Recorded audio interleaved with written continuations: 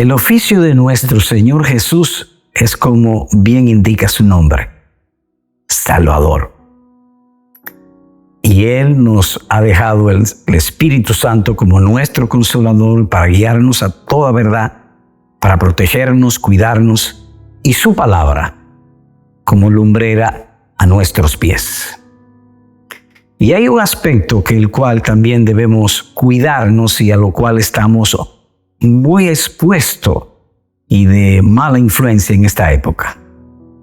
Y para considerarlo, enfoco en Apocalipsis capítulo 12 y el verso 10. Y que el escritor divino lo puso con estas palabras. El acusador de nuestros hermanos, el que los acusa delante de nuestro Dios día y noche. Se infiere del versículo que el maligno gusta divulgar las debilidades del cristiano. En la consideración de este tema y para desglosar el versículo se ven 4 asuntos. Un victimario, el acusador. Las víctimas, nuestros hermanos. Su malignidad los acusa delante de nuestro Dios. Una duración, día y noche.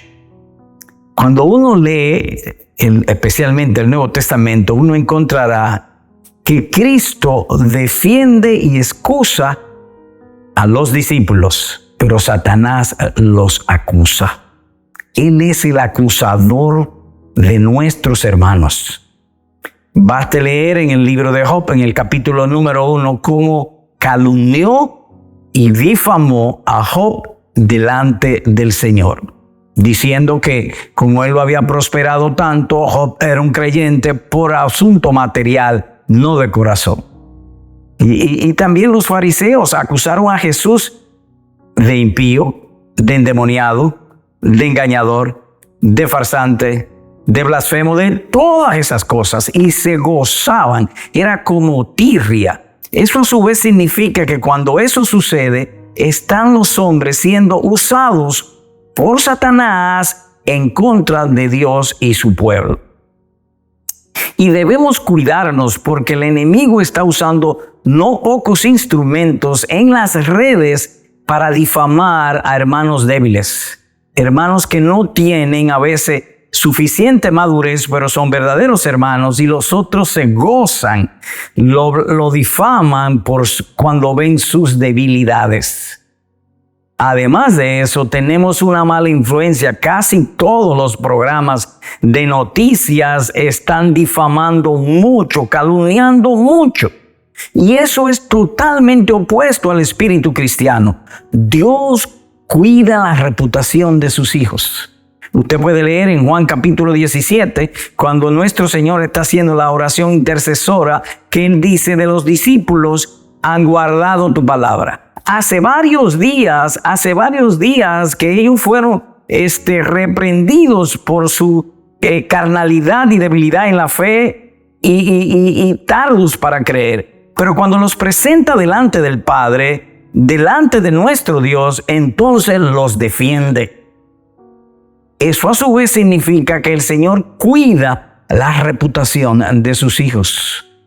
El caso de David fue perseguido por Saúl. Saúl se hizo por envidia enemigo de David y enemigo de las promesas del reino. Y cuando mataron a Saúl, David dijo estas palabras: que no se sepa en Ascalón que un grande de Israel ha caído. Es decir, cuidó su reputación. José nunca le había puesto la mano ni siquiera en el hombro a María. Y de pronto se entera que ella está en estado. Y dice la Escritura, como era justo, quiso dejarla secretamente para no infamarla. De modo que reiteramos que Dios cuida la reputación de sus hijos. Más aún cuando el Señor Jesucristo habla de nosotros, lo que reporta es la mejoría de los santos, porque todos nuestros pecados, todas nuestras debilidades, equivocaciones y errores, Él los clava en la cruz del Calvario.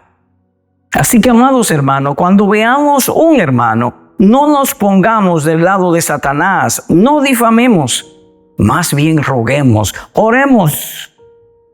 Ahora bien, al finalizar de todo esto, nos preguntamos o hacemos una pregunta: ¿de qué lado estás tú cuando habla de tus hermanos? Pudiera decir, con vergüenza he difamado mucho.